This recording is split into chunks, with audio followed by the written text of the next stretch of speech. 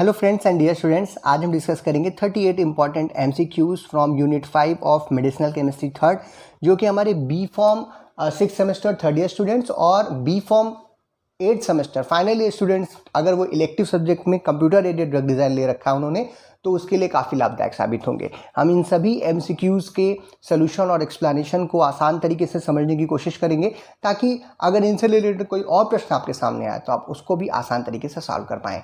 मैं हूं डॉक्टर बजनी शुक्ला। चलिए शुरू करते हैं। तो आज का हमारा सबसे पहला प्रश्न है, identification of a new chemical entity as a potential therapeutic agent from hit to lead is known as drug development, drug discovery, both of above, none of above. देखिए, दो शब्द हैं जो आप हमेशा सुनते हैं। पहला है हमारा ड्रग डिस्कवरी, दूसरा है हमारा ड्रग डेवलपमेंट। ड्रग डिस्कवरी को ड्रग डिज़ाइन के साथ भी हम लोग जोड़ सकते हैं।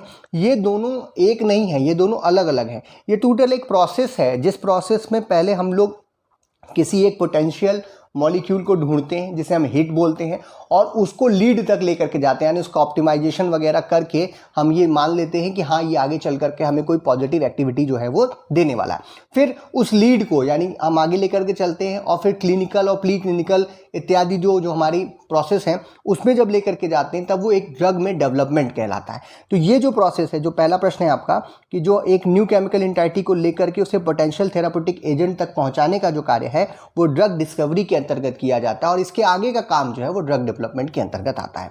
तो जो हमारा आंसर होगा वो होगा B, that is drug discovery. Next question is, ये देखिए उसके आगे का ही प्रश्न है, the process of bringing a new pharmaceutical drug to the market once the lead compound has been identified through the process of drug discovery.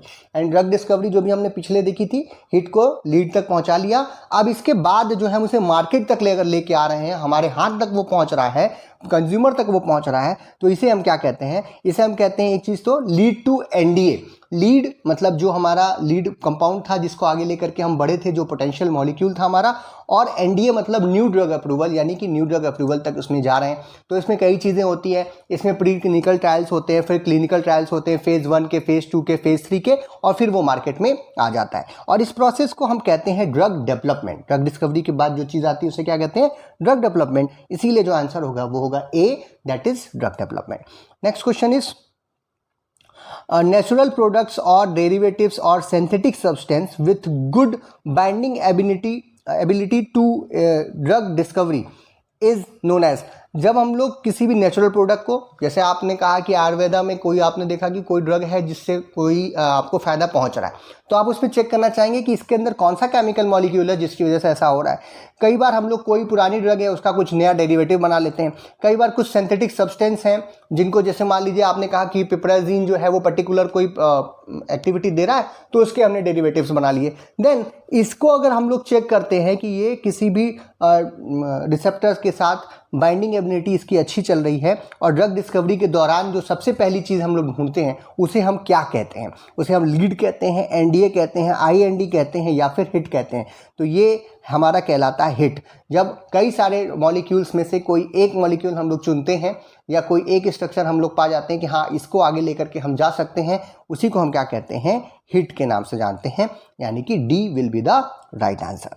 Next question is, compound with good activity and selectivity in screening during the drug discovery is known as hit, NDA, IND और lead.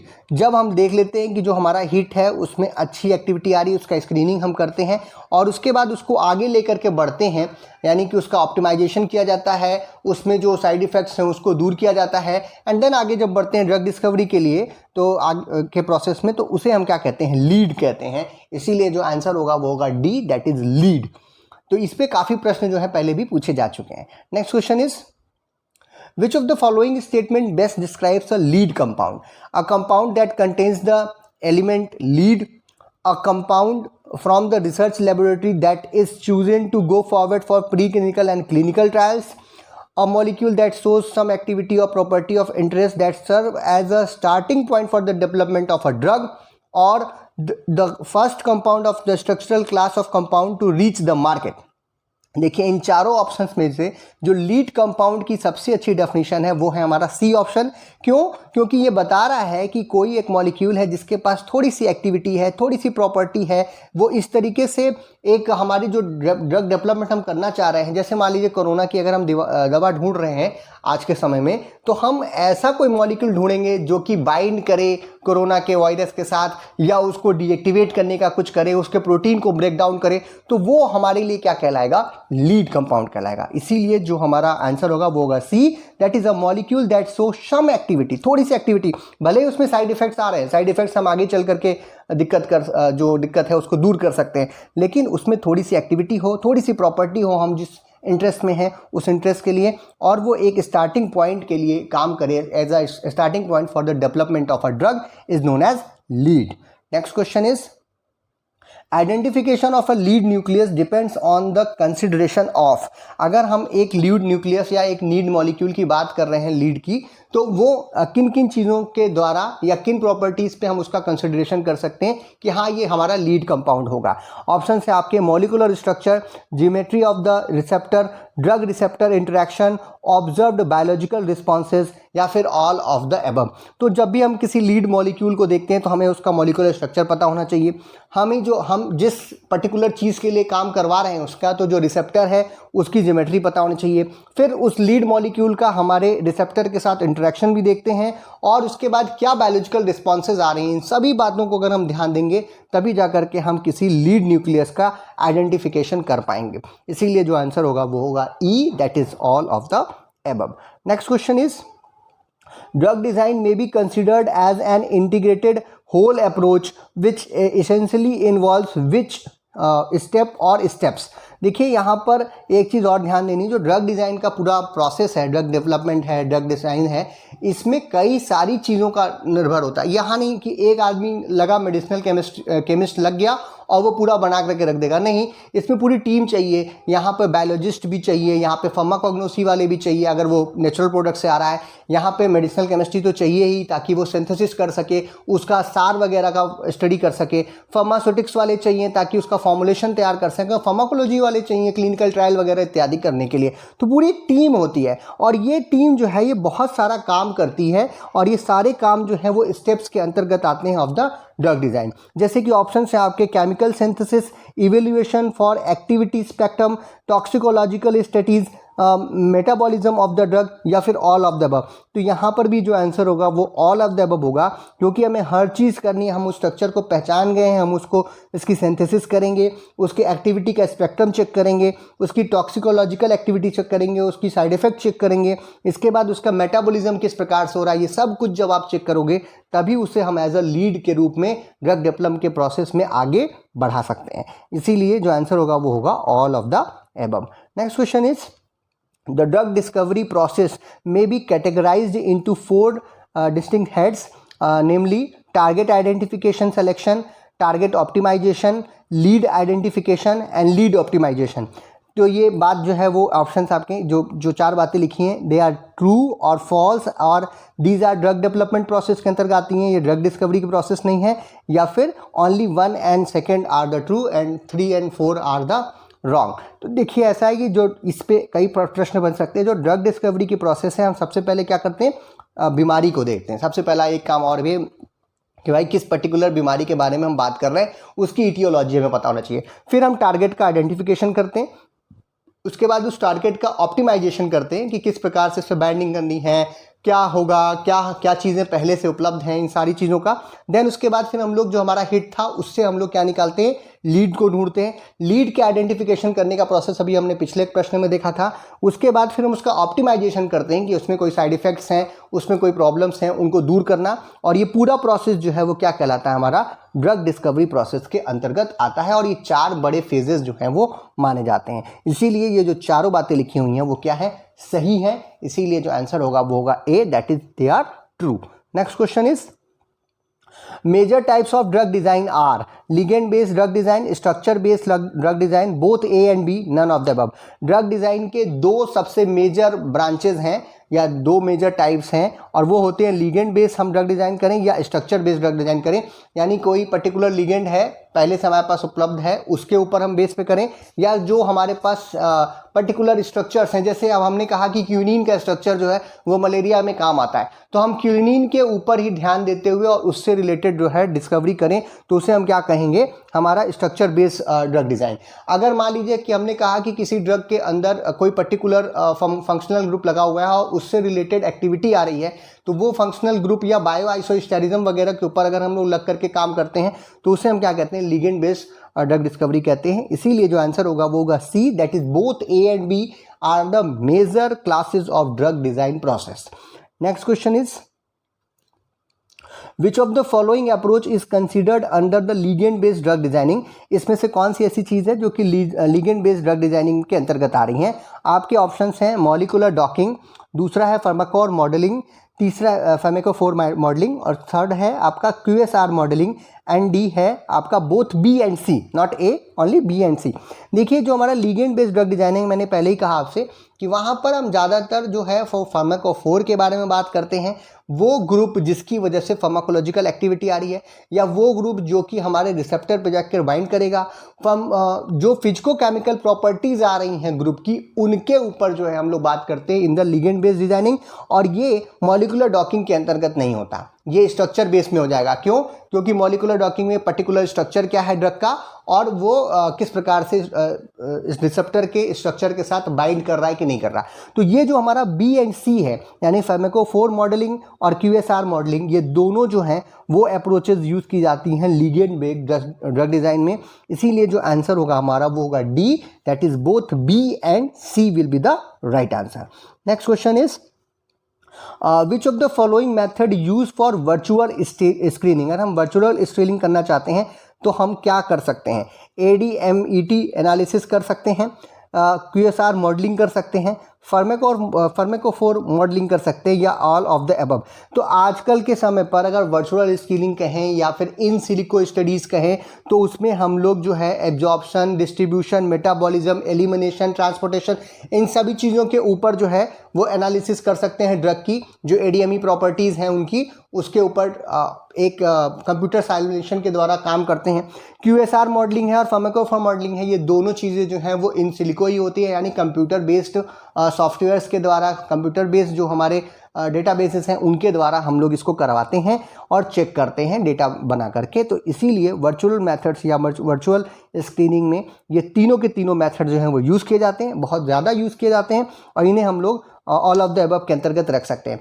कुछ free available softwares हैं, कुछ जो है paid softwares हैं, कुछ free available आपके websites हैं, जहां पर खास करके जो हमारे फाइनल ईयर के बच्चे हैं या जो थर्ड ईयर के भी आप लोग भी हैं, आप कर सकते हैं इसको और देख सकते हैं कि कोई ड्रग मॉलिक्यूल है, कोई स्ट्रक्चर है आपके दिमाग में आ रहा है, तो आप उसको चेक करवा सकते हैं कि क्या इसकी ADME प्रॉपर्टी क्या होगी। QSR मॉडलिंग उसकी कर सकते हैं आप, और फार्माकोफोर मॉडलिंग वगैरह भी हम लोग परफॉर्म करके एक बेसिक आइडिया लगा सकते हैं कि आगे चल करके ये हमारा लीड या ड्रग के रूप में कन्वर्ट हो सकता है कि नहीं। अच्छा, इससे फ़ायदा क्या है? फ़ायदा ये है वर्चुअल स्क्रीनिंग करने का, जैसे पुराने ज़माने में क्या होता था, पुराने ज़माने में किसी ने कहा कि पेनिसिलिन, अलेक्जेंडर फ्लेमिंग साहब ने कहा था, किसी ने नहीं, उन्होंने कहा कि पेनिसिलिन बहुत ही अच्छी है और वो बैक्टीरियाज को मारने के काम आती है। हमने उसका स्ट्रक्चर पता कर लिया, अब हम उसके स्ट्रक्चर को ध्यान में रख करके ढेर सारे सिंथेसिस किए, बहुत सारी सिंथेसिस हमने मार दी, जैसा कि पेनिसिलिन दिखता है उसी तरीके से बीटा लैक्टम रिंग वाले ढेर सारे मॉलिक्यूल बनाए। अब एक एक मॉलिक्यूल को आप जो है एंटीबैक्टीरियल एक्टिविटी उसकी चेक कर रहे हैं, उसके साइड इफेक्ट्स चेक कर रहे हैं, दुनिया भर की चीज़ें आप उसके साथ कर रहे हैं, और तब जा करके बहुत सारा एफर्ट डालने पर आपको एक ड्रग मिलेगी। अब आज के समय में वर्चुअल स्क्रीनिंग, जो ये 3 बातें लिखी हैं, इससे हमें क्या फ़ायदा मिलेगा? हमने पहले पेपर पे बनाया उन सभी ड्रग्स का स्ट्रक्चर, हमने कोई सिंथेसिस नहीं किया, हमने कुछ नहीं परफॉर्म किया, सिर्फ पेपर पे बना करके कंप्यूटर में उनके स्ट्रक्चर्स डाले, सॉफ्टवेयर के साथ उसकी ADME एनालिसिस, QSR एनालिसिस और फार्माकोफोर मॉडलिंग की, और उसके बाद हमें आसानी से पता चल गया कि कौन कौन से आगे जाने लायक हैं, कौन सा रिसेप्टर पर बाइंड करेगा, किस में ज़्यादा साइड इफेक्ट्स आ रहे हैं, कौन सा कैंसर कॉज कर सकता है, उनको आगे उसी में से अपने जो पोटेंशियल होंगे केवल उन्हीं की सिंथेसिस करके फिर हम लोग आगे बढ़ेंगे। सबके पीछे अपना समय, अपना पैसा, अपना लैब बर्बाद नहीं करेंगे, ये फ़ायदा होता है। इसीलिए ये तीनों मेथड जो है वो वर्चुअल स्क्रीनिंग में यूज़ किए जाते हैं। Next question is drug discovery process is drug discovery is a process of finding disease aetiology, target identification, lead discovery या लीड ऑप्टिमाइजेशन या ऑल ऑफ द अबव। तो ये हमने आपको पहले ही बताया कि जब भी ड्रग डिस्कवरी करेंगे तो पहले डिसीज की इटियोलॉजी समझेंगे, फिर टारगेट का आइडेंटिफिकेशन, टारगेट का ऑप्टिमाइजेशन करेंगे, उसके बाद लीड डिस्कवरी और लीड ऑप्टिमाइजेशन करेंगे। इसी को हम क्या कहते हैं, ड्रग डिस्कवरी कहते हैं। इसीलिए जो आंसर होगा वो होगा all of the above. Next question is drug discovery accidentally और अनएक्सपेक्टेड रिजल्ट्स अगर हमें मिल रहे हैं ड्रग डिस्कवरी के दौरान, it is called as the serendipitous pathway और screening pathway, chemical modification pathway और रेशनल पाथवे। तो अगर एक्सीडेंटली कोई चीज़ हो जा रही है, डिस्कवरी हो रही है या अनएक्सपेक्टेड रिजल्ट्स आपको मिल जा रहे हैं, एक्सीडेंटली आपने नई ड्रग की खोज कर ली, तो इसे हम सेरेडिपियस पाथवे के नाम से जानते हैं। ये इस तरीके का चीज़ें बहुत कम होती हैं, लेकिन जनरली कई बार जो है बहुत सारी बड़ी डिस्कवरी जो है इसी तरीके से हो जाती हैं। इसीलिए जो आंसर होगा वो होगा हमारा ए। Next question is Lipinski rule of 5 is use for, पहली फिगर आ गया, Lipinski rule of 5 is use for. Lipinski rule of 5 जो है बहुत ही फेमस है आजकल, इस पे प्रश्न जो है वो कई बार एग्जाम्स में पूछे जाते हैं। और इसमें हम इसको किस लिए यूज़ करते हैं, डॉकिंग के लिए, सिमिलरिटी रिसर्च के लिए, हमारे ड्रग लाइकनेस के लिए या फिर डायनेमिक्स सिमुलेशन के लिए। देखिए सन 2000 की शायद बात है, 2001 की बात है। लिपिंस्की साहब एक साइंटिस्ट हैं, उन्होंने क्या किया, उन्होंने एक सेट ऑफ 5 रूल्स बनाए, मतलब 5, क्योंकि 5 के इसमें 5 रूल उन्होंने दिए थे, 4 दिए थे, बट आज के टाइम में इसमें 5 रूल्स हैं और कुछ और रूल्स भी इसमें जोड़ दिए गए हैं। उन्होंने कहा कि अगर कोई मॉलिक्यूल आप ढूंढ रहे हैं और ये 5 बातें वो फॉलो कर रहा है वो मॉलिक्यूल, तो वो एक अच्छा ड्रग मॉलिक्यूल हो सकता है। उन्होंने क्या किया, जो मार्केट में दुनिया भर की जितनी भी ड्रग्स थी उन सब का जब उन्होंने सर्वे किया तो उन्हें ये पता चला और उसके हिसाब से उन्होंने रूल बनाया कि अगर कोई मॉलिक्यूल है जिसका मॉलिक्यूलर वेट जो है, देखिए यहाँ पर लिखा हुआ ना, मॉलिक्यूलर वेट जो है वो 500 डाल्टन से कम है, जिसमें लॉग पी वैल्यू यानी उसका पार्टीशन कॉफिशिएंट जो है वो 5 से कम है, उसके हाइड्रोजन बॉन्ड एक्सेप्टर जो है वो 10 से कम और हाइड्रोजन बॉन्ड डोनर जो है वो 5 से कम है, उसमें रोटेशनल बॉन्ड्स की जो वैल्यू है वो 10 से कम है और उसका जो पोलर सरफेस एरिया है वो 140 एंगस्ट्रम से कम है अगर, तो वो एक अच्छा ड्रग मॉलिक्यूल हो सकता है, क्योंकि ज़्यादातर ड्रग्स इन 5 चीज़ों को फॉलो करती हैं। इस पे उन्होंने एक थ्योरी बनाई और एक रूल दे दिया कि अगर ये 5 बातें कोई मॉलिक्यूल फॉलो कर रहा होगा तो उसे हम लोग ड्रग मॉलिक्यूल के रूप में आगे ले जा सकते हैं, क्योंकि वो एक पोटेंशियल ड्रग मॉलिक्यूल हो सकता है। इसी को हम लोग लिपिंस्की रूल ऑफ 5 कहते हैं। और ये क्योंकि ड्रग लाइकनेस बढ़ाता है, यानी कोई चीज़ दवा के रूप में आगे आ सकती है, इस बात का द्योतक होता है, इसीलिए जो आंसर होगा वो हमारा क्या होगा, that will be C, that is drug likeness. यानी लिपिंस्की रूल ऑफ 5 जो है वो ड्रग लाइकनेस को बताता है। कई बार रूल्स के ऊपर भी प्रश्न आ जाते हैं, तो ये 5 रूल आपके सामने लिखे हुए हैं, इन रूल्स को भी याद कर लीजिए क्योंकि इस पे भी प्रश्न जो है वो बन सकता है। नेक्स्ट क्वेश्चन इज, फिर से पिक्चर पहले आ गई, the biological activity of the most drug is related to a combination of physicochemical properties. This statement is relevant to Hammett substituent constant, हैज एनालिसिस, ट्राफ्स स्टेरिक कांस्टेंट और free Wilson analysis. देखिए Hansch साहब ने कहा था, उन्हीं की तरफ से फिर क्यूएसआर मॉडलिंग जो है वो शुरू हुई। उनका ये कहना था कि जो भी फिजिकोकेमिकल प्रॉपर्टीज़ हैं अगर उनका एक हम कॉम्बिनेशन बनाएं तो उससे हमें पता चल जाता है कि वो ड्रग लाइकनेस या ड्रग एक्टिविटी कितना वो शो करेगा। इसीलिए डिफरेंट फिजिकोकेमिकल प्रॉपर्टीज़ को उनके कांस्टेंट्स के साथ हम लोग ऐड करते हैं। जैसा कि हैक इक्वेशन में उन्होंने कहा था, जो बायोलॉजिकल एक्टिविटी है मोस्ट ड्रग की वो उनके कॉम्बिनेशन ऑफ फिजिकल प्रॉपर्टीज़ के ऊपर निर्भर करती है। और यही चीज़ यहाँ पे प्रश्न में भी पूछ रहा है। और हैज इक्वेशन कुछ इस प्रकार से उन्होंने निकाला, उसका लॉग निकालते थे वो, लॉग 1/c इक्वल टू जितने भी हैं, लॉग p है, पाई है, सिग्मा है, ई है, स्टेरिक हिंड्रेंस है, जितना भी प्रॉपर्टी था उन सबको उनके कांस्टेंट के साथ उन्होंने जोड़ा और बोला कि अगर हम इसे लॉग के साथ निकालते हैं तो जो वैल्यू है वो निकल के आएगी। और इसी को आगे चल करके क्यूएसआर स्टडीज़ के नाम से हम लोग जानते हैं। इसीलिए जो आंसर होगा वो होगा दैट इज बी। नंबरिंग गड़बड़ हो गई है, ABCD होना चाहिए, तो बी जो है Hansch analysis will be the right answer. याद रखिएगा, यहाँ पे नंबरिंग इसकी ठीक कर लीजिएगा। बट ये क्या है, हेल्थ एनालिसिस है या हेल्थ इक्वेशन के द्वारा हम लोग इसको इस तरीके से बताते हैं। इक्वेशन भी आपके सामने है, इस पर भी प्रश्न पूछा जा सकता है। K1 log P plus K2 pi plus K3 E, यानी जितने भी फिजिकोकेमिकल प्रॉपर्टीज़ हैं उन सबको एक के साथ एक उनके कांस्टेंट के साथ हमको जोड़ते चले जाना है। That is known as Hansch equation. Next question is DYLOMMS यानी dynamic lattice oriented molecular modelling system is related to 2D QSR, SAR, 3D QSR या फिर नॉन अबव। तो ये जो हम लोग dynamic lattice oriented molecular modelling system जो हम लोग यूज़ करते हैं वो हमारा 3D QSR के अंतर्गत यूज़ किया जाता है, जिसमें हम लोग 3 डायमेंशनल मॉलिकुलर मॉडलिंग सिस्टम का प्रयोग करते हैं और इसीलिए इसे हम लोग क्या कहेंगे, इसीलिए जो आंसर होगा हमारा वो क्या होगा, सी होगा, that is 3D QSR। Next question is what does the symbol P represented in QSR equation. ये प्रश्न तो मुझे लगता है कि जितने भी पिछले सालों के यूनिवर्सिटी के पेपर है जहाँ पर भी हुआ है वहाँ पे हर जगह ये प्रश्न पूछा गया है। जो आगे आने वाले 4-5 प्रश्न है ये हर जगह एक कॉमन प्रश्न है, गूगल आप करेंगे तो आपको भी मिल जाएगा। ठीक है, तो इसमें एक सिंपल ये है कि QSR इक्वेशन जो भी हम लोग देखे थे या हेंस इक्वेशन हमने देखा था, उन सब में जो सिंबल्स होते हैं उनका क्या मतलब है। जैसे सिंबल P का क्या मतलब है, pH, plasma concentration, partition coefficient या फिर प्रोडक्ट। जो सबसे इंपॉर्टेंट फिजिकोकेमिकल प्रॉपर्टी है किसी भी ड्रग मॉलिक्यूल के बनने के लिए वो होती है पार्टीशन कोफिशिएंट, और ये जो P है वो पार्टीशन कोफिशिएंट के बारे में बताता है। ये पार्टीशन कोफिशिएंट जो है वो ड्रग की हाइड्रोफोबिसिटी को बताने के काम में आता है, और इसका जो मेजरमेंट है वो हम लोग करते हैं, रिलेटिव कंसंट्रेशन को लेते हैं ड्रग में 2 फेज सिस्टम में, एक वाटर में और ऑक्टेनॉल में, और जो उसका रेशियो निकल के आता है उसी को हम क्या कहते हैं, पार्टीशन कोफिशिएंट कहते हैं, जिसे P से निर्धारित किया जाता है, जो कि QSR इक्वेशन में एक बहुत ही काम की चीज़ है, जो लॉग P से हम लोग शुरू ही करते हैं उसको। Next question is what is the symbol pi in a QSR model. जो हम लोग अभी इक्वेशन देख रहे थे उसमें K2 इंटू पाई था ना, तो पाई क्या होता है, the hydrophobicity of the molecule, the electronic effect of a substituent, the substituent hydrophobicity constant, या फिर एक measurement of steric property of the constituent. देखिए जितने भी जनरली QSR में यूज़ होने वाली चीज़ें हैं उनको हम लोग इसी प्रश्न के उत्तर में देख सकते हैं।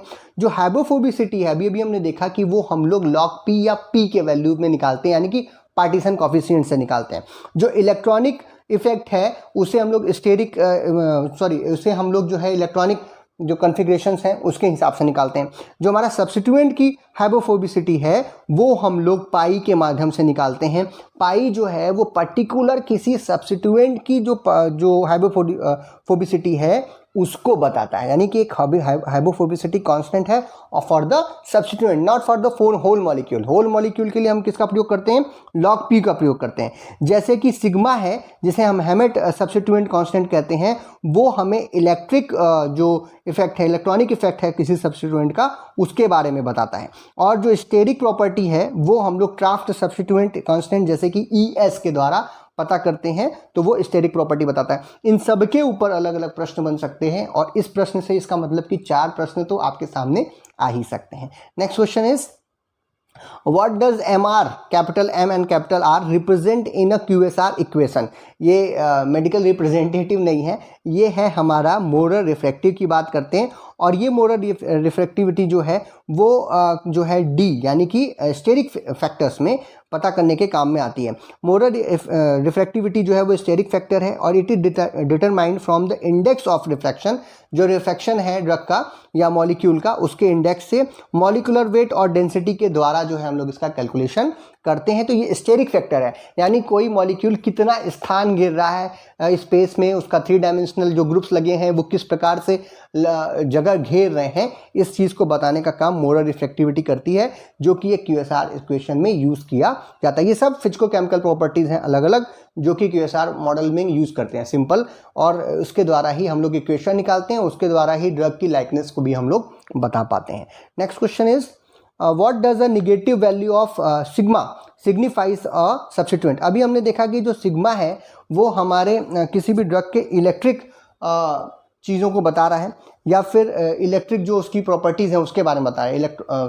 तो इसको बताने के लिए अगर कोई का वैल्यू जो है निगेटिव आ रहा है तो वो होगा इलेक्ट्रॉन डोनेटिंग ग्रुप। अगर इसकी वैल्यू पॉजिटिव आ रही है इसका मतलब कि वो इलेक्ट्रॉन विड्रॉइंग ग्रुप होगा।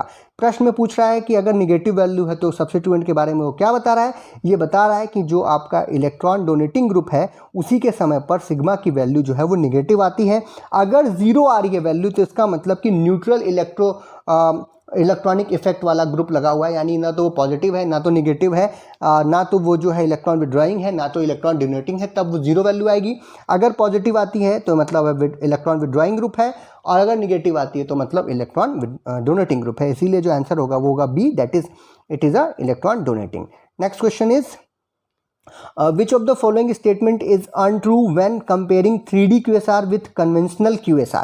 कन्वेंशनल QSR को आज के समय के 3D QSR के साथ अगर हम कंपेयर करें तो इसमें से कौन सी बात अनट्रू है? Only drugs of the same structural classes should be studied by the 3D QSR और QSR. 3D QSR has a predictive quality unlike QSR.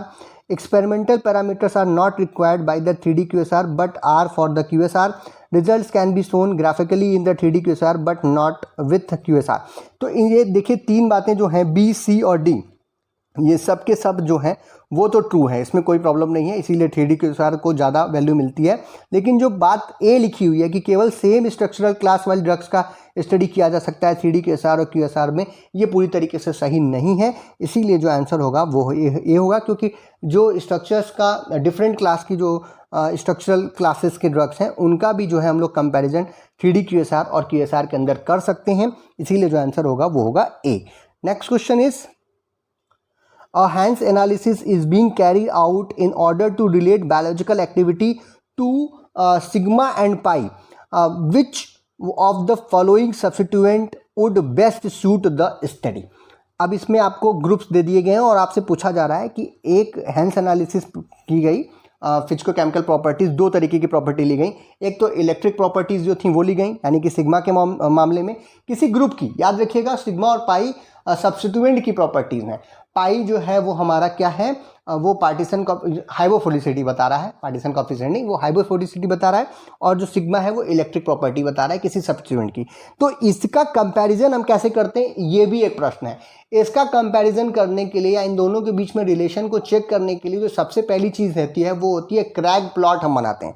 इसे हम क्या कहते हैं, क्रैग प्लॉट। एक सिंपल सा प्लॉटिंग करते हैं हम लोग, एक स्केलिंग करेंगे। एक इस स्केलिंग पे जो हमारा एक्स एक्सिस है, ये एक्स एक्सिस जो है वो पाई वैल्यू को बताता है, और जो वाई एक्सिस है ये हमारे सिग्मा वैल्यू को बताएगा, ठीक है। और इसके बाद जो ग्रुप्स हैं उनकी सिग्मा वैल्यू और उनकी पाई वैल्यू के हिसाब से हम उन्हें रखना शुरू करते हैं। जैसे कि आप लोग प्लॉटिंग करते हो, सिंपल प्लॉट, ये क्रैग प्लॉट है, याद में नाम लिखना यहाँ पे छूट गया, लेकिन आप याद रखिएगा ये क्रैग प्लॉट के नाम से जाना जाता है। इस क्रैग प्लॉट में जो भी ग्रुप्स अब आपने देखा है सब रख दिया आपने। ये कुछ ऐसे ग्रुप्स हैं जो कि बहुत ही कॉमन ग्रुप्स हैं, जनरली ड्रग मॉलिक्यूल में आपको देखने को मिलते हैं। इनकी प्रॉपर्टी के हिसाब से जब हम इन्हें रख देते हैं तब अब देखिए कि जो भी आपने ऑप्शंस दे रखे हैं उसमें से डी ऑप्शंस पे अगर आप ध्यान दीजिए तो ये सब में, जैसे Br देखिए यहाँ पे दिखाई दे रहा है, SO2 NH2 जो है वो इधर दिखाई दे रहा है, जो हमारा NMe2 है वो यहाँ दिखाई दे रहा है। तो ये सारे ग्रुप्स जो हैं सिर्फ इसी केस में अलग अलग प्लॉटिंग एरिया से आ रहे हैं, जबकि ए बी सी में आप देखिए वो सब सेम ग्रुप जो है वो लिए गए हैं, यानी कि सेम प्लॉट से एरिया से उनको उठाया गया है, जिसमें उनकी जो, इसलिए जो और ग्रुप्स हैं, जो डी वाले ग्रुप्स हैं, इन सब में आप देखिए इनकी फिजिकल प्रॉपर्टीज़, दोनों जो फिजिकल प्रॉपर्टीज़ हैं वो अलग अलग होंगी, क्योंकि इनका प्लॉटिंग एरिया जो है वो अलग अलग है। तो क्रैग प्लॉट जो है एक बहुत ही सिंपल सा मेथड है फिजिको-केमिकल प्रॉपर्टीज़ के बीच में कंपैरिजन करने का। और हमारे क्वेश्चन के हिसाब से अगर देखा जाए कि जो बेस्ट सूटेड सब्स्टिट्यूएंट्स हैं जिनका डिफरेंट एक्टिविटी की वजह से उन्हें हम लोग एक साथ ग्रुपिंग कर रहे हैं, तो वो होगा डी। और ये इसलिए है क्योंकि ये चारों डिफरेंट एरियाज से आ रहे हैं क्रैग प्लॉट से, जैसा कि फिगर में दिख रहा है, और इनके बीच में कोई कोरिलेशन नहीं बन रहा है, क्योंकि अगर सिग्मा पाई सबका सेम हो जाएगा तो फिर एक्टिविटी पे हम लोग क्या देखेंगे, सेम आ रही है तो हम उसको नहीं लेंगे, हम अलग अलग एरिया से उठा रहे हैं। और इसीलिए एक range of values for the sigma और पाई हमें देखने को मिलता है अगर हम डी ऑप्शन वाले ग्रुप्स को लेते हैं as per the Craig plot. तो भैया जब हैंस एनालिसिस करना हो तो क्रैग प्लॉट का प्रयोग करके हम लोग जो है बहुत सारी कोई भी दो एक्टिविटी उठाइए, कोई भी दो फिजिको-केमिकल प्रॉपर्टी उठाइए और एक को एक्स एक्सिस पे एक को वाई एक्सिस पे रखिए और उनके वैल्यूज से अपने ग्रुप्स को उठा करके प्लॉटिंग कर डालिए, और आपको जो एक आपके सामने एक पिक्चर बन करके आएगी, आपको तुरंत क्लियर हो जाएगा कि किस ग्रुप की क्या वैल्यू है, और फिर उसका हम लोग कंपैरिजन करते हुए से डिफरेंट ड्रग डिस्कवरी प्रोसेस में आगे लेकर के जा सकते हैं या QSR स्टडी में यूज कर सकते हैं। Next question is calculate the log p value for the structure shown. log p for benzene is equal to 2.13, pi for OH is minus 0.67 and pi for CS3 is 0.52। देखिए यहाँ पर बहुत ही simple सी चीज़ है, ये कह रहा है कि इस कंपाउंड का आपको log p वैल्यू निकालना है और यहाँ पर OH ग्रुप का जो हाइड्रोफोबिसिटी है वो आपको बता दिया, दैट इज़ -0.67। जो हमारे CH3 का है वो भी बता रहा है 0.52 और बेंजीन का इसने बताया 2.13। तो हमने देखा था इसमें कोई कैलकुलेशन में कुछ मैथमेटिक्स नहीं है, बहुत ही सिंपल सी चीज़ ये है कि यहाँ पर जो अभी हम लोग हैंस इक्वेशन पढ़ रहे थे या QSR मॉडलिंग में हमने देखा कि जो भी फिजिको केमिकल प्रॉपर्टीज़ हैं एक जैसे उन सबको उठा के जोड़ दीजिए, जोड़ने के बाद जो वैल्यू आएगी वही उस मॉलिक्यूल का log p वैल्यू निकल जाता है। तो सिंपल उठाइए 2.13 को यानी कि बेंजीन वाले को इसके और इसके साथ जोड़ दीजिए, सबको आप जोड़ेंगे, इन तीनों वैल्यू को जब आप जोड़ेंगे, ये माइनस में है, ये प्लस में है, ये भी प्लस में, जब इनको जोड़िएगा तो वैल्यू क्या आ जाएगी 1.98 और यही जो है हमारा आंसर होगा। यानी कि जब इस तरीके का कोई प्रश्न हो तो जो प्रॉपर्टीज़ दे रही हैं सेम प्रॉपर्टीज़ अगर हैं तो उन सबको उठा करके जोड़ दीजिए, या डिफरेंट भी हैं तो भी उनके कंस्टेंट के साथ जोड़ दीजिए और जोड़ने के बाद जो वैल्यू निकल जाएगी वो आपका क्या हो जाएगा, आंसर हो जाएगा। जैसे कि यहाँ पर आंसर है C। अब आप इसको मैथमेटिकली जोड़िएगा तो 1.98 ही आएगा। Next question is the measure value for the electron withdrawing or electron donating availability of a substituent is known as Hammett substituent constant, Hans analysis, Trapp's steric constant या फिर free Wilson analysis. तो पिछले कुछ questions में हम लोगों ने discuss किया था कि अगर किसी सब्स्टिट्यूएंट की इलेक्ट्रॉनिक प्रॉपर्टी है कि वो इलेक्ट्रॉन विड्रॉइंग है या इलेक्ट्रॉन डोनेटिंग है, ये कौन बताता है हमें, ये हमें सिग्मा बताता है और सिग्मा को हम कहते क्या हैं, हैमेट्स सब्स्टिट्यूएंट कांस्टेंट। तो ये जो आंसर होगा वो होगा A, that is Hammett substituent constant और इसी को हम लोग सिग्मा से डोनेट करते हैं। तो ये दो प्रश्नों का उत्तर जो है यहाँ पर दिया जा सकता है। Next question is the negative value of pi indicates the substituent is more hydrophobic than halogen, more hydrophobic than hydrogen, less hydrophobic than halogen या फिर लेस हाइड्रोफोबिक देन हाइड्रोजन। एक चीज़ समझिए कि जो नेगेटिव या पॉजिटिव वैल्यू हम लोग पाई की इंडिकेट करते हैं उसका कंपैरिजन हम लोग हाइड्रोजन के साथ करते हैं। ये भी एक प्रश्न है, तो किसके साथ करेंगे, हाइड्रोजन के साथ करेंगे। अगर ये देखते हैं कि जो हमारा ग्रुप है जो सब्स्टिट्यूएंट है वो मोर हाइड्रोफोबिक है हाइड्रोजन से या लेस हाइड्रोफोबिक है हाइड्रोजन से, तो इसीलिए अगर निगेटिव वैल्यू आ रही है तो इसका मतलब होता है कि वो लेस हाइड्रोफोबिक है हाइड्रोजन से, और अगर पॉजिटिव वैल्यू आती है पाई की तो इसका मतलब होता है कि मोर हाइड्रोफोबिक है देन द हाइड्रोजन। तो इसीलिए जो आंसर होगा, क्योंकि यहाँ पे निगेटिव वैल्यू पूछ रहा है इसीलिए less hydrophobic than the hydrogen, that is D will be the right answer. Next question is COMFA, that is known as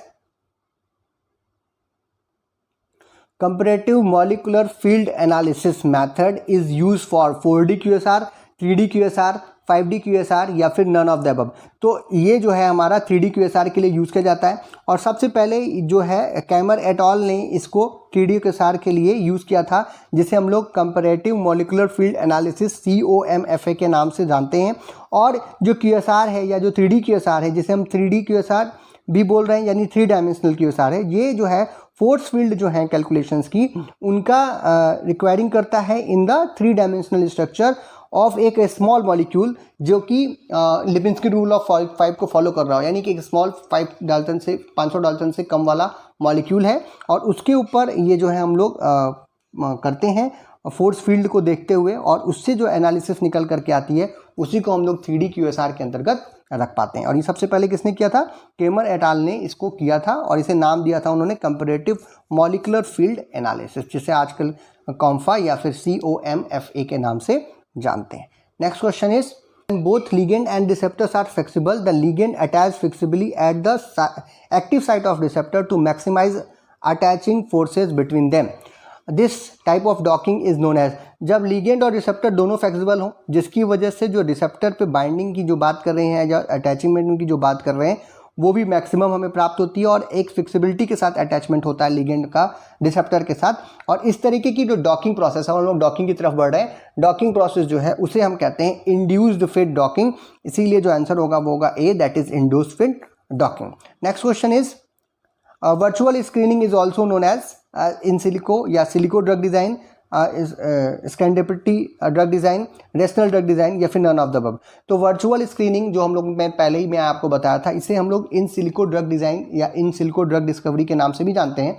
in silico covered नाम क्यों यूज़ करते हैं? क्योंकि ये कंप्यूटर के ऊपर किया जाता है on the basis of software. और आप सभी को मालूम है जो कंप्यूटर है उसकी जो चिप बनती है, जो मदरबोर्ड बनती है, वो सिलिकॉन्स के द्वारा बनती है, इसीलिए ये शब्द वहाँ से निकल करके आया है। और कंप्यूटर के ऊपर जब हम वर्चुअल स्क्रीनिंग करते हैं, यानी हमने कोई ड्रग नहीं बनाई है, हमने कोई एनिमल नहीं लिया, हम सिंपल क्या कर रहे हैं, उसकी बाइंडिंग देख रहे हैं रिसेप्टर्स के साथ, प्रोटीन के साथ ड्रग की, और इसी को हम क्या कहते हैं, इन सिलिको ड्रग डिज़ाइन के नाम से इसको हम जानते हैं, क्योंकि कंप्यूटर पे से करते हैं और कंप्यूटर चिप किसकी बनी होती है, सिलिकॉन की, तो वहाँ से ये शब्द आया है। इसीलिए जो आंसर होगा वो होगा A, that is silico drug design. Next question is multiple protein structures are utilized as an ensemble for docking with ligand in one of the following techniques। तो यहाँ नाम से ही बता रहा है कि जो ensemblic docking हो रही है वहाँ पर ligand को जो हम लोग protein structure, multiple protein structures के साथ यूटिलाइज करके डॉकिंग का प्रयोग करते हैं, और इसी को हम क्या कहते हैं, ensemble docking। ये टेक्निक क्या कहलाती है, ensemble docking। इसीलिए C will be the right answer. Next question is the docking combined with a scoring function can be used to quickly screen large databases of potential drug in silico to identify molecules that are likely to be bind in the protein target of the interest। This method is useful for। देखिए क्या कर रहे हैं हम लोग कि जो हमारे पास पुराना डेटा है प्रोटीन्स का या रिसेप्टर्स का, उसमें लार्ज नंबर ऑफ फंक्शंस को प्रोड्यूस करके या स्कोरिंग फंक्शंस को लगा करके और ढेर सारा समय बचाते हैं। और ये जो इन सिलिको मेथड है ड्रग डिस्कवरी करने का, ये किस चीज़ में काम आता है, लीड ऑप्टिमाइजेशन में, बायो रेमेडिएशन में, ड्रग डीएनए इंटरेक्शन में, या फिर हिट आइडेंटिफिकेशन में। तो ये हमारा हिट आइडेंटिफिकेशन करने के काम में आता है। यानी हम सबसे पहली प्रोसेस में हमारे पास प्रोटीन्स अवेलेबल, जैसे कोरोना की कई सारे पेपर्स आपने देखे होंगे आया, उसमें हम लोगों ने क्या किया कि जो साइंटिस्ट थे उन्होंने जो पुराने पहले से लिगेंड्स अवेलेबल थे, जो प्रोटीन्स अवेलेबल थी, उनको लिया, और जो ड्रग्स अवेलेबल हैं इस समय मार्केट में या जो मॉलिक्यूल्स हैं जो कि एक्टिव होते हैं वायरस के ऊपर प्रोटीन के साथ, उनकी बाइंडिंग शुरू कर दी, और उसके बाद फिर उसमें से हिट्स निकाल करके आज के समय पर उस पर रिसर्च जो है वो रिसर्च आगे जो है वो चला रहे हैं। तो हिट आइडेंटिफिकेशन करने के काम में ये मेथड जो है वो आता है। Next question is the technique that hold a lot of prospective in target identification. यानी जनरली जो प्रोटीन्स और एंजाइम्स हैं, टारगेट वैलिडेशन और understanding the protein is called as. यानी कि जो हमारे पास नॉलेज है, जो आइडेंटिफिकेशन हम कर रहे हैं किसी भी टारगेट प्रोटीन को पहचानने के लिए, टारगेट एंजाइम्स को पहचानने के लिए, जिसे हम लोग टारगेट ऑप्टिमाइजेशन या फिर टारगेट आइडेंटिफिकेशन के नाम से जानते हैं। फिर उस टारगेट का वैलिडेशन करने के लिए किसी भी पर्टिकुलर प्रोटीन के स्ट्रक्चर को समझ करके, तो इसे हम क्या कहते हैं, cheminformatics, bioinformatics, docking, या नन ऑफ द अबव। इसे हम कहते हैं बायो इन्फॉर्मेटिक्स, यानी B will be the right answer. हम प्रोटीन के बारे में जो अंडरस्टैंडिंग ले रहे हैं वो आगे चल करके हमें डॉकिंग में मदद करने वाली है, और ये जो पूरा डेटा होता है, डेटाबेस बनता है प्रोटीन के डेटा का, उसे हम क्या कहते हैं, बायो इन्फॉर्मेटिक्स के अंतर्गत रखते हैं। Next question is force field energy estimation is most often use for ligand flexibility, receptor flexibility, scoring function, या फिर सर्च स्पेस। तो जो फोर्स फील्ड एनर्जी एस्टिमेशन है उसका प्रयोग हम लोग लिगेंड की फिक्सिबिलिटी को चेक करने के लिए करते हैं, और इसीलिए जो हमने पिछला प्रश्न देखा था वहाँ पे भी हमने देखा था, इस प्रश्न का थोड़ा सा पार्ट जो है वहाँ पे भी था। तो A will be the right answer for the force field energy estimation, जो है वो लिगेंड फिक्सिबिलिटी के लिए यूज़ किया जाता है। नेक्स्ट क्वेश्चन इज, इसीलिए हम लोग लंबे लंबे डाटाबेस से फोर्स फील्ड ऑप्टिमाइजेशन करके और जो है वो हिट का जो है आइडेंटिफिकेशन कर पाते हैं। Protein ligand docking software, next question is consist of two main component which works together are. जब हम लोग प्रोटीन लिगेंड डॉकिंग की बात करते हैं, ऐसे सॉफ्टवेयर्स का जो डेटाबेस होता है जो बायोइन्फॉर्मेटिक्स के बाद बन करके आगे आता है, उसमें दो चीज़ें होती हैं। वो दो चीज़ें कौन सी हैं जो कि वर्क टुगेदर करती हैं, एक साथ कार्य करती हैं?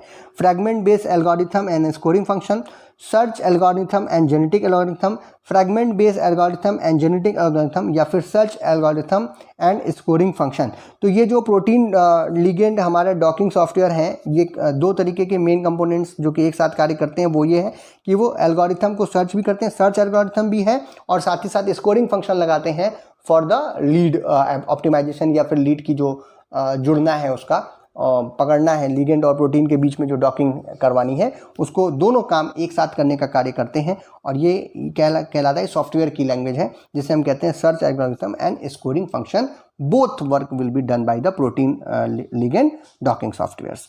Next question is rigid docking includes molecular shape representation, surface patch matching या फिल्टरिंग एंड स्कोरिंग। तो जब हम रिजिड डॉकिंग करते हैं जहाँ पर जो स्ट्रक्चर है वो रिजिड है, जो मॉलिक्यूल है वो भी रिजिड है, कोई फ्लेक्सिबिलिटी वहाँ पे नहीं है, ऐसे केस में हम लोग मॉलिकुलर शेप का रिप्रेजेंटेशन भी सही से कर पाते हैं।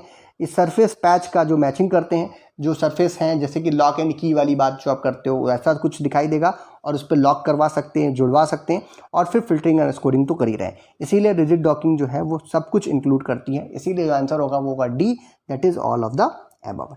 Next question is combinatorial chemistry or parallel synthesis can be useful at various stages of the drug design or development process. Which of the following is not such a stage?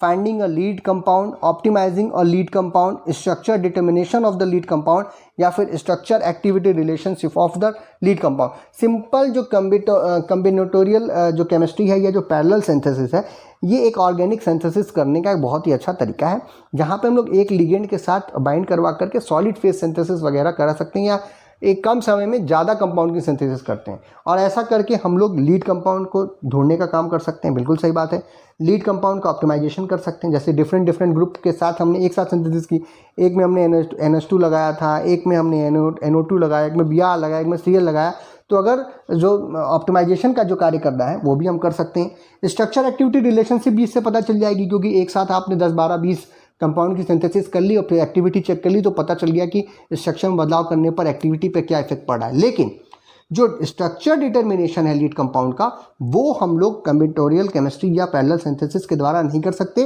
क्योंकि ये synthesis करने के बाद with the help of analysis जो tools हैं, analytical tools जो हैं, उनके द्वारा हम लोग कर सकते हैं। जैसे कि हमारा IR है, NMR है, मास स्पेक्ट्रोस्कोपी है, इन सब के द्वारा जो है हम लोग स्ट्रक्चर का पता लगा सकते हैं। ये सिंथेटिक मेथड्स के द्वारा हम लोग या केमिकल मेथड के द्वारा इसका प्रयोग नहीं कर सकते, इसीलिए जो आंसर होगा वो होगा C, that is structure determination of the lead compound can not be done by the combinatorial chemistry or फिर parallel synthesis. Next question is solid phase synthesis is frequently used in combinatorial chemistry. What is meant for the solid phase synthesis? अभी हमने कहा कि combinatorial chemistry में solid phase synthesis का प्रयोग किया जाता है, इसका क्या मतलब है? Reactions are carried out without solvent. देखिए थोड़ा बहुत तो ये सही है. Reagents and reactant are attached to a solid phase support. Reagents are used in the solid phase. Molecules are constructed on a solid phase suppose. तो देखिए जो रिएजेंट और रिएक्टेंट हैं, इनको हम लोग सॉलिड फेज लिगेंड्स के साथ बाइंड करा देते हैं और बिना सॉल्वेंट के प्रेजेंस में इस तरीके की रिएक्शन को किया जाता है। इसीलिए जो आंसर होगा वो होगा बी, दैट कॉम्बिनेटोरियल केमिस्ट्री या फिर पैरेलल सिंथेसिस में जो रिएजेंट्स और रिएक्टेंट्स हैं या सॉलिड फेज सिंथेसिस में हम लोग इन्हें सॉलिड फेज सपोर्ट के साथ या लिगेंड के साथ इन्हें बाइंड कर देते हैं और बिना सॉल्वेंट के प्रेजेंस में इस रिएक्शन को कराते हैं। इसीलिए जो बेस्ट आंसर होगा वो हमारा बी होगा। Next question is there are several advantages of solid phase synthesis over conventional synthesis. Which of the following statement is not an advantage? इसमें से कौन एडवांटेज सब है, एक कोई ऐसा है जो एडवांटेज नहीं है, यानी कि डिसएडवांटेज है। Excess reagent can be used to force the equilibrium of a reaction to product. बिल्कुल सही बात है, जितना ज़्यादा हम रिएजेंट्स यूज़ करना चाहें हम यूज़ कर सकते हैं। जो हमने सबस्ट्रेट डाला है उसको बाइंड करके रखा हुआ है वो यूज़ होता जाएगा और रिएक्शन जो है वो आगे बढ़ती जाएगी, यानी इक्विलिब्रियम जो है वो प्रोडक्ट्स की तरफ जो है शिफ्ट होता जाएगा। Impurities and by products and easily removed, ये भी बात बिल्कुल सही है। इस तरीके की रिएक्शन में जितना तेज़ी से हम रिएक्शन कर रहे हैं उतनी तेज़ी से यहाँ पर इम्प्योरिटीज़ और बाई प्रोडक्ट्स को हम लोग ईजिली हटा भी सकते हैं। Intermediate do not need to be isolated and purified, ये बात भी सही है, क्योंकि एक स्टेप के बाद हम जस्ट अगले स्टेप में बढ़ जाते हैं। हमें उसका आइसोलेशन करके उसे साफ़ करके फिर आगे बढ़ने का कोई इंटरमीडिएट अगर बन रहा है तो इस तरीके के प्रोसेस हमको यहाँ पर नहीं करना होता है। इसीलिए जो सी है ये बात भी एडवांटेज है, यानी ए बी सी तीनों एडवांटेजेस हैं। जो लेकिन इसीलिए जो डी होगा वो डिसएडवांटेज होगा। Structure can be strongly link to the solid support such they can not be remove, ये बात कई बार जो है हो जाती है, इसमें प्रॉब्लम आ जाती है। लिगेंड्स के साथ जो सपोर्ट सिस्टम है उसके साथ इतने अच्छा से बाइंड कर जाता है प्रोडक्ट कि हम उसको जो है फिर आइसोलेट करने में हमें दिक्कत आती है। And this is known as the disadvantage of this क्या नाम है कॉम्बिनेटोरियल या क्या नाम है सॉलिड फेज सिंथेसिस। इसीलिए जो डी होगा it will be the right answer, क्योंकि ये इसका एडवांटेज नहीं है, ये क्या है, इसका डिसएडवांटेज है। और आज का अब हमारा आखिरी प्रश्न है, which of the following statement regarding linkers is wrong? Linkers जो हैं उनके बारे में कौन सी बात इसमें गलत है। The link between the molecule and the solid support must be stable to the reaction conditions using the synthesis. The link between the molecule and the solid support must be easily cleaved under the specific conditions, यानी कि वो टूट जाना चाहिए specific conditions के अंदर. The choice of the linker used depends upon the functional group available of the first molecule to be attached. The linker must be on the outer surface of the resin bed if a molecule is to become attach to it. तो जो ऊपर की 3 बातें लिखी हुई हैं वो तो बिल्कुल सही लिखी हुई हैं, उसमें कोई प्रॉब्लम नहीं है. लिंकर्स के बारे में ये बातें सही लिखी हैं, लेकिन जो डी बात लिखी है वो गलत है, क्योंकि जो आउटर सरफेस है वहाँ पर रेजिन होना चाहिए. रेजिन बेड पे लिंकर्स का ऐसा ज़रूरी नहीं है, वो इनर सरफेस के अंदर भी पाई जाती हैं. इसीलिए जो आंसर होगा वो होगा D. The linker must be on the outer surface of the resin bed if a molecule is to be become to attach to it. ये जो है गलत बात है, ये रॉन्ग स्टेटमेंट है, क्योंकि मोस्ट ऑफ द जो लिंकर्स होते हैं वो इंटीरियर ऑफ द बेड में लोकेटेड होते हैं, और इसीलिए ये इंपॉर्टेंट होता है कि जो जो हमारा बेड है वो क्या होगा, स्वेल करेगा, फूलेगा in the presence of the solvent, और जिसकी वजह से इन साइड्स के द्वारा जो है, इन साइड्स का एक्सेस जो है वो हमारे मॉलिक्यूल्स के द्वारा किया जाएगा. तो जो डी होगा it will be the right answer. तो ये थे हमारे ड्रग डिस्कवरी, क्या नाम है, drug design, QSR, molecular modelling and docking plus combinatorial chemistry के ऊपर ढेर सारे MCQs. और ज़्यादा अभी तक हम लोगों ने एक यूनिट पे इतने क्वेश्चंस नहीं लिए थे, जानबूझ करके लिए हैं, और इन सब के एक्सप्लेनेशन भी हमने देखे. अगर आपको ये वीडियो पसंद आए तो इसे लाइक कीजिए, अपने फ्रेंड्स में शेयर कीजिए. चैनल पर नए हो तो चैनल को जरूर सब्सक्राइब कीजिए. यूनिट 1, 2, 3, 4 जो है शायद कवर्ड हो जाएगी, जो कि हमारे फाइनल ईयर के बच्चे अगर देख रहे हैं, जो उनका इलेक्टिव सब्जेक्ट है कैड वाला, उसके भी प्रश्न इससे काफ़ी सॉल्व हो सकते हैं. और इसका जो PDF का लिंक है वो जल्द ही हम आपको प्रोवाइड करा देंगे डिस्क्रिप्शन में, वहाँ से आप डाउनलोड कर सकते हैं. अगर आपके कोई और प्रश्न है तो आप कमेंट बॉक्स में लिखिएगा, उनको आंसर करने की कोशिश करेंगे. वीडियो को देखने के लिए बहुत बहुत धन्यवाद.